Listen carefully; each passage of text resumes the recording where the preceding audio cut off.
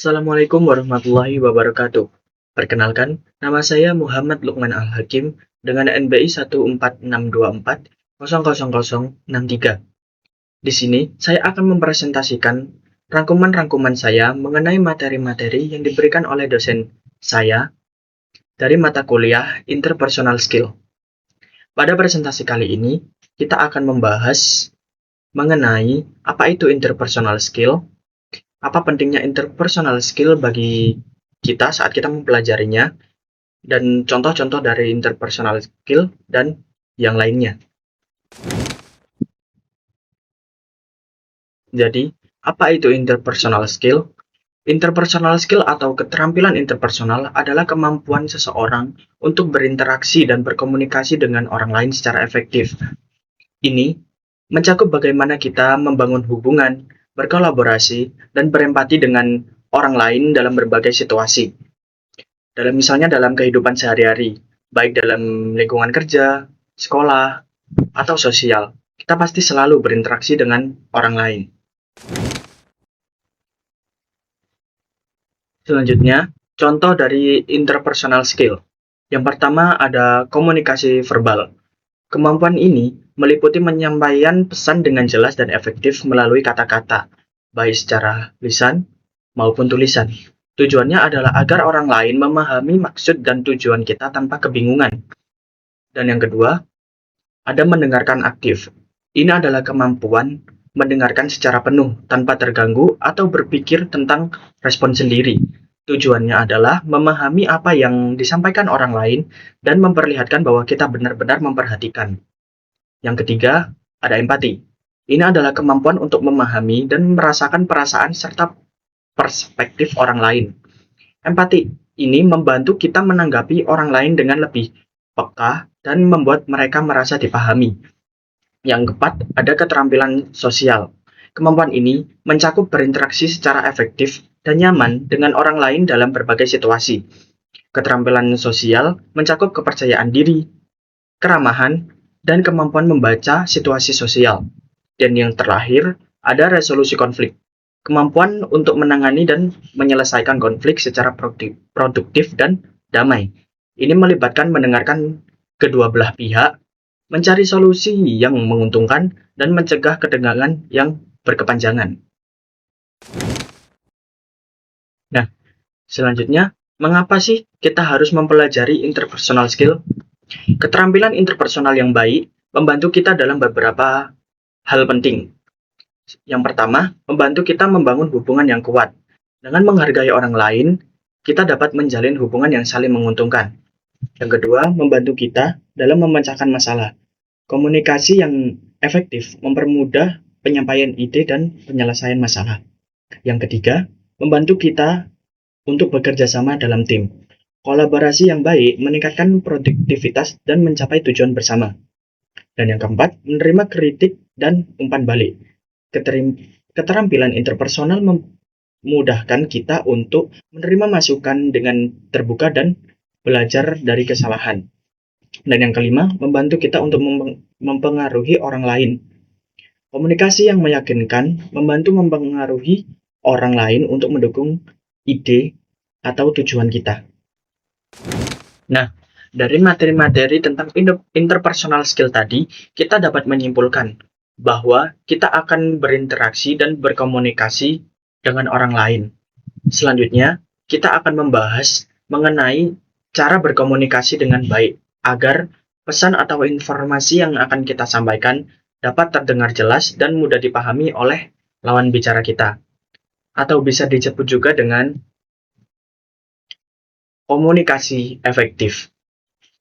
Komunikasi efektif adalah proses penyampaian pesan dengan cara yang jelas, tepat, dan mudah dipahami antara dua orang atau lebih. Dalam komunikasi yang efektif, terdapat keterbukaan, saling menghargai, dan pemahaman yang baik antara pengirim dan penerima pesan. Hal ini membantu menghindari kesalahpahaman, memperkuat hubungan, dan mencapai tujuan komunikasi dengan lebih efisien. Berikut adalah ciri-ciri dari komunikasi efektif. Ciri-ciri komunikasi efektif, yakni jelas dan ringkas. Maksudnya, pesan disampaikan dengan bahasa yang mudah dipahami dan tidak terbelit-belit. Yang kedua, tepat sasaran. Pesan yang disampaikan sesuai dengan kebutuhan dan kepentingan penerima pesan. Yang ketiga adalah dua arah. Maksudnya, komunikasi berjalan dua arah. Artinya ada kesempatan bagi penerima pesan untuk memberikan tanggapan. Dan yang ketiga, ada mendengarkan yang keempat, ada mendengarkan aktif. Penerima pesan memberikan perhatian penuh pada pesan yang disampaikan dan berusaha memahami maksud pengirim pesan. Dan yang kelima, tidak ada miskomunikasi. Tidak terjadi kesalahpahaman atau penafsiran yang berbeda terhadap pesan yang disampaikan. Dan yang terakhir, ada menciptakan hubungan yang baik. Komunikasi yang efektif dapat membangun dan memperkuat hubungan antar individu. Saat kita berkomunikasi, pasti kita akan menemukan hambatan-hambatan. Dan hambatan yang biasa terjadi saat kita berkomunikasi kepada orang lain adalah yang pertama ada bahasa yang berbeda. Perbedaan bahasa atau dialek dapat menyulitkan pemahaman. Dan solusinya adalah gunakan bahasa sederhana atau cari bantuan penerjemah. Jika perlu, gunakan bahasa tubuh atau visual untuk mendukung pesan yang disampaikan. Yang kedua, ada persepsi yang berbeda. Orang bisa memandang suatu hal secara berbeda karena latar belakang atau pengalaman. Solusinya, jelaskan dengan jelas dan ajak lawan bicara untuk berbagi pandangan. Mendengarkan secara aktif juga dapat membantu memahami perspektif mereka. Dan yang ketiga adalah emosi. Emosi seperti marah, frustasi, atau sedih bisa mengganggu penyampaian pesan. Solusinya, jika emosi sedang tinggi, ambil waktu sejenak untuk tenang sebelum melanjutkan percakapan agar pesan bisa disampaikan dengan lebih baik. Dan yang keempat, ada gangguan fisik. Kebisingan, jarak, atau masalah teknis dapat mengganggu komunikasi. Solusinya, pilih tempat dan waktu yang kondusif untuk berbicara, atau pastikan alat komunikasi berfungsi dengan baik agar interaksi berjalan dengan lancar. Dan yang kelima, ada kurangnya minat. Jika salah satu pihak kurang tertarik pada topik, komunikasi bisa terhambat. Solusinya, usahakan mengaitkan pembicaraan dengan minat atau kepentingan lawan bicara, atau singkatkan pesan agar lebih terlihat relevan dan menarik. Selanjutnya, saya akan memberikan tips komunikasi secara efektif dan komunikasi efektif bagi pemimpin. Dimulai dari tips komunikasi efektif. Sudah tentu bahwa komunikasi efektif itu harus jelas dan spesifik. Maksudnya adalah sampaikan pesan dengan jelas dan hindari penggunaan kata-kata yang ambigu. Selanjutnya adalah aktif mendengarkan. Berikan perhatian penuh pada pembicara dan jangan menyela. Selanjutnya adalah tanyakan pertanyaan. Pastikan Anda memahami pesan yang disampaikan dengan mengajukan pertanyaan.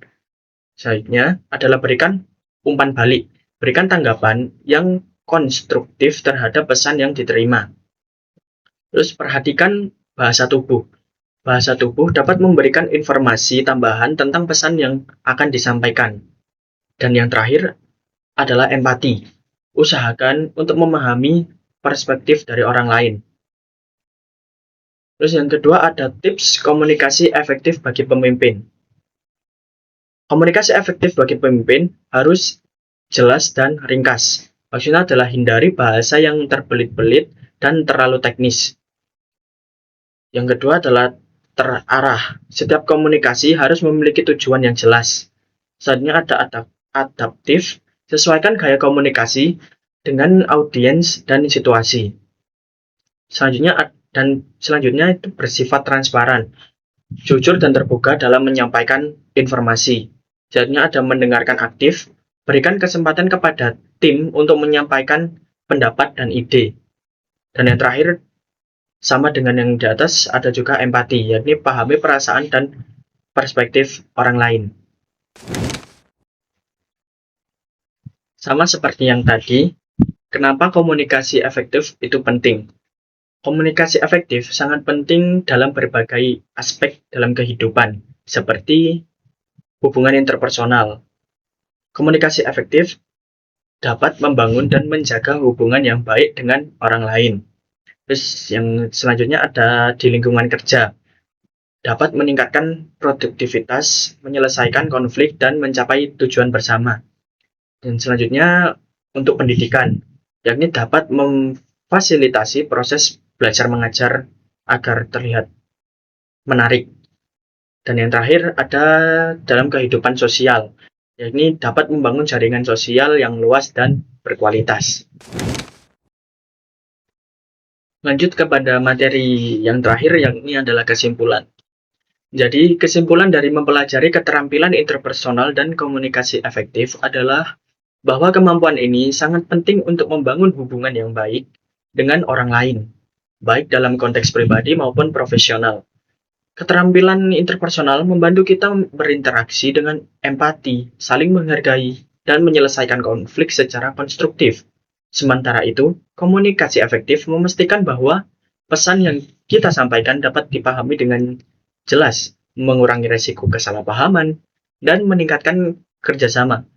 Dengan menguasai kedua aspek ini, kita dapat menciptakan lingkungan yang positif, produktif, dan harmonis yang pada gilirannya meningkatkan kualitas hidup dan kinerja kita dalam berbagai aspek. Baik, mungkin itu saja presentasi saya kali ini. Bila ada salah kata atau salah bicara, mohon dimaafkan, karena manusia adalah tempatnya salah. Dan semoga materi yang saya sampaikan tadi dapat bermanfaat bagi kita semua dan bisa dipraktekkan dalam kehidupan sehari-harinya dan tidak hanya menjadi simpenan di dalam otak saja.